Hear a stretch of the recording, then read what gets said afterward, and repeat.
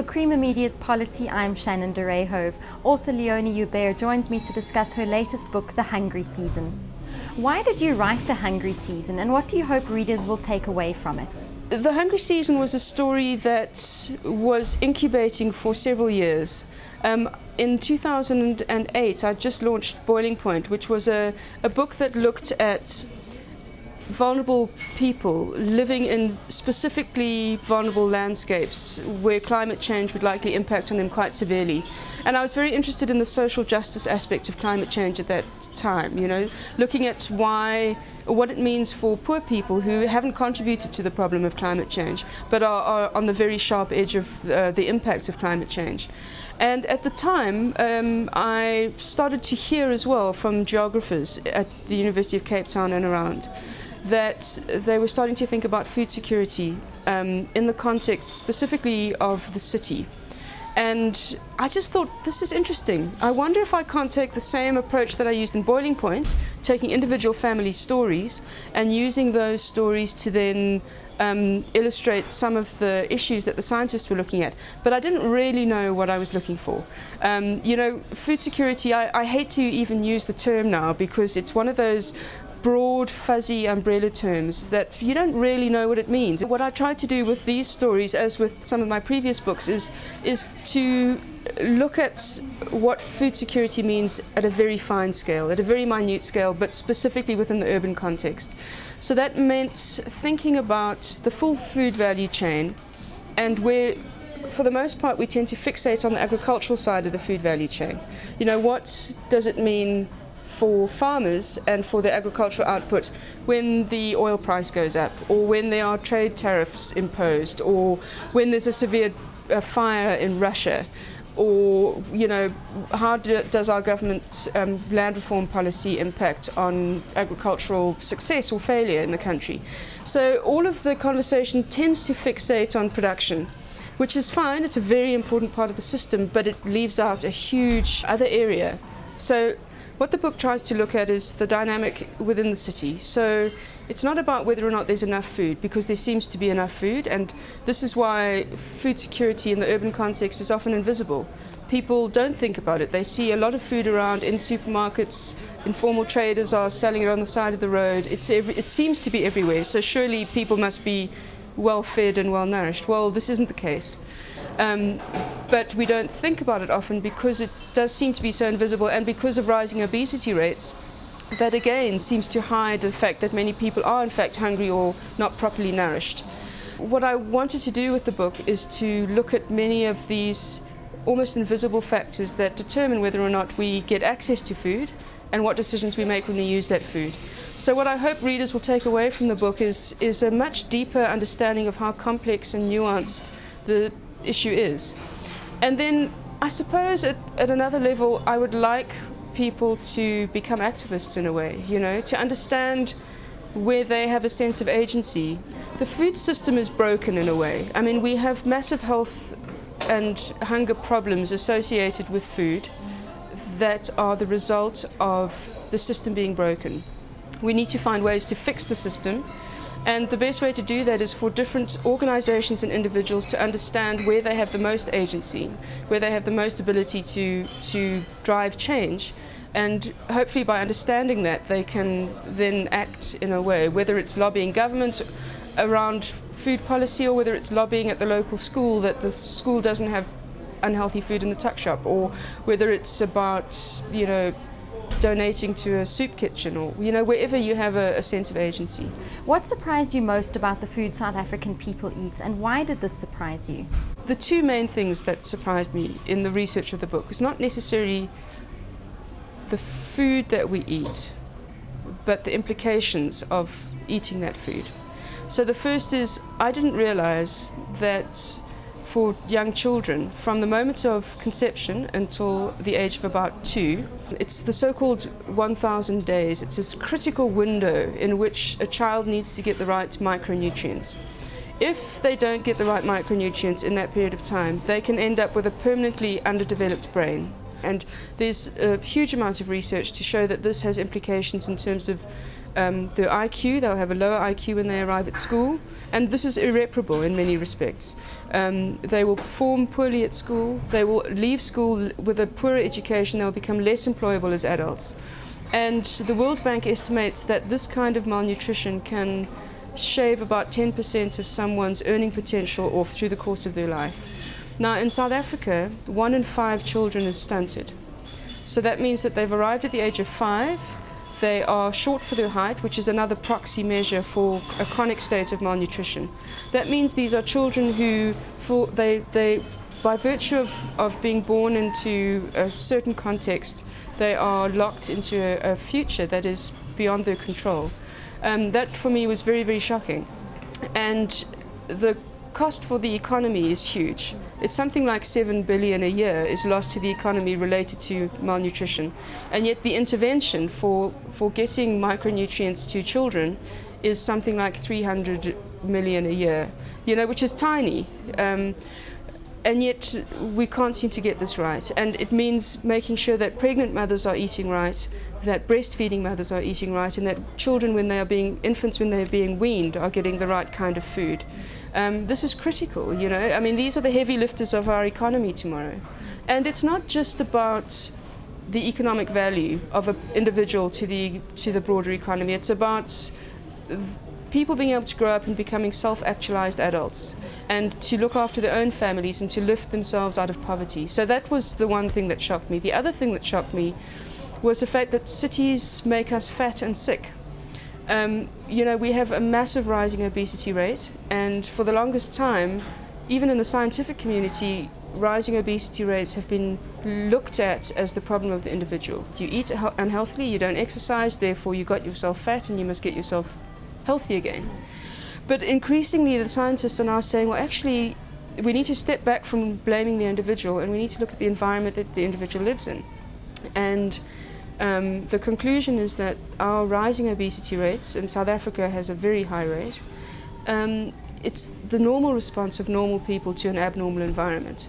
So that means we need to look at what the city does in terms of the food that it makes available to us, what the urban lifestyle, how it drives us, and what decisions we make around food. The health implications and the cost to the economy are massive. You mentioned that there are complex undercurrents driving food security in urban spaces. What are some of these undercurrents, and what consequences will they have for the country and her citizens? It's things like the geography of the city, the fact that we live in these very sprawling cities that force us off our feet and off bicycles and into cars and public transport. That's one of the things. The fact that the supermarket system, which dominates the food retail sector, tends to gravitate towards where people have money, because food is a commodity. So for instance, you find healthier, more affordable foods closer to middle class communities, whereas you don't find the same thing happening in poorer communities. So you end up with what they call food deserts and food oases in the city. That's one undercurrent in itself.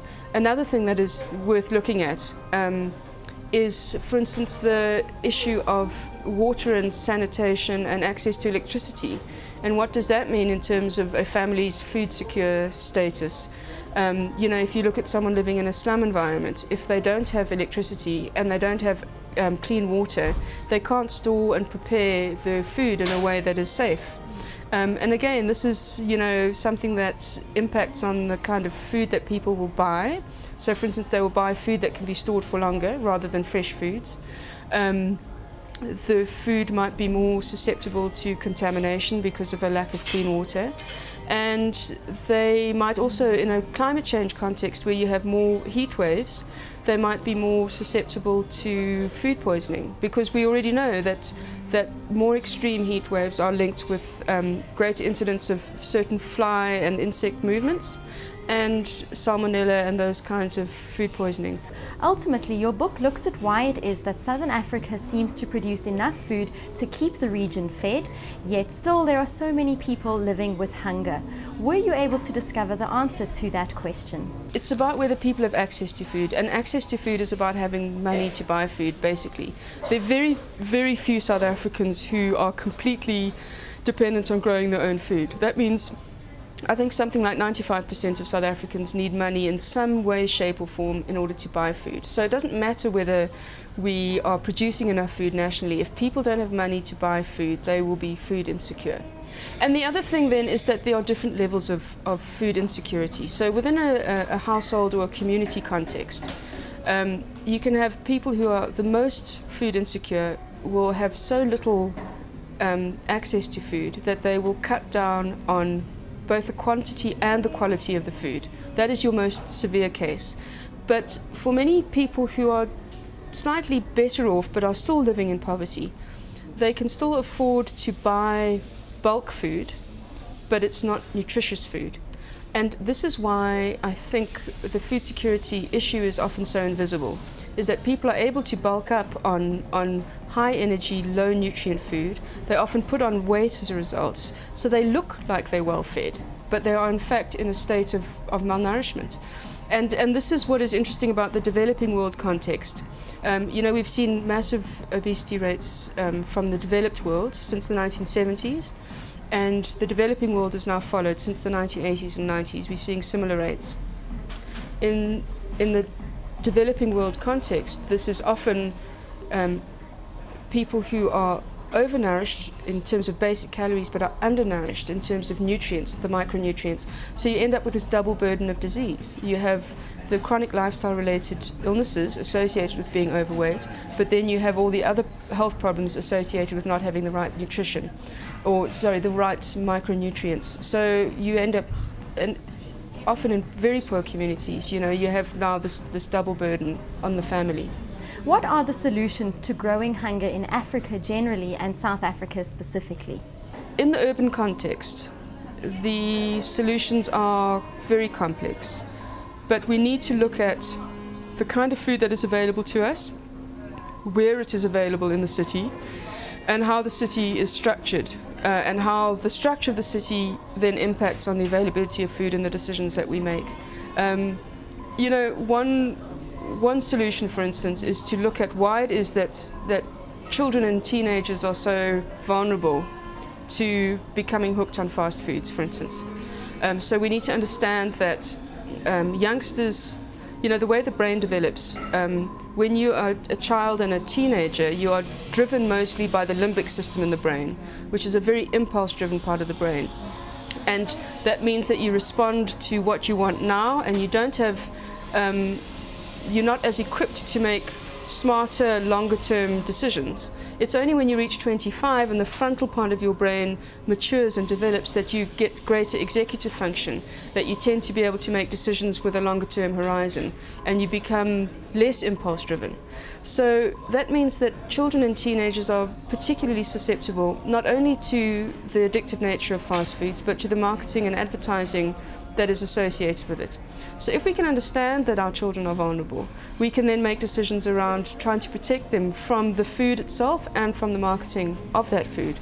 So we are seeing trends internationally around restricting the marketing of these kinds of foods to youngsters.